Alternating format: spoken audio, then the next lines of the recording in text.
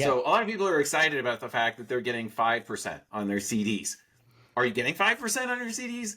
not No. really. If your combined federal and state marginal tax rate is 40%, you're getting 3% on your CDs. That's That's not right. as exciting. It takes a long time for your money to grow after tax at 3%. But if I were to put my money into something that paid 5% that wasn't taxed every year, not only would I get a higher rate of growth, but I would get it compounded. So, in other words, if I have $100,000, I'll have $105,000 next year. Then my 5% will be on top of that $105,000. So it'll be more than $5,000 of gains the year after that.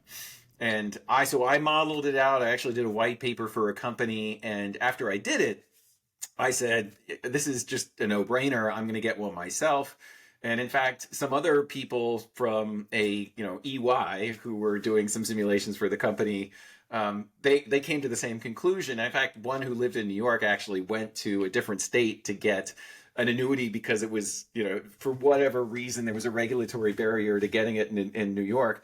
Yeah. Um, and those of us who spend a lot of time modeling this stuff, especially in the non-qualified space, buying that annuity ahead of time and getting that tax deferral benefit. And I'll tell you right now, the rates, the income rates, you know this, you have not seen income quotes like what you've seen over the last few months That's in right. over a decade, maybe 2 decades. It's we haven't seen anything quite like this in a long time. And I don't know if you do this also, but I'm a retirement income geek. I look up how much income I can buy at age 65, or that Oh starts at yeah, age 65. you I look bet. at how much income I can buy at age 75 and 85. And it's amazing how much income I can buy in the future if I simply buy it today.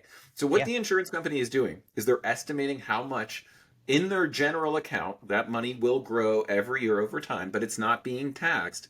And then at retirement, I start having the ability to draw an income out of it. But during that in between period, I never have to pay tax on the growth. That's a significant benefit that you will not get from a CD. And essentially, if you did a head to head comparison of how much income you could buy with CDs versus buying the annuity ahead of time, the amount of income you can generate from buying the annuity ahead of time is going to be far more. And again, it's going to be lifetime income, and I never have to worry about it getting lower.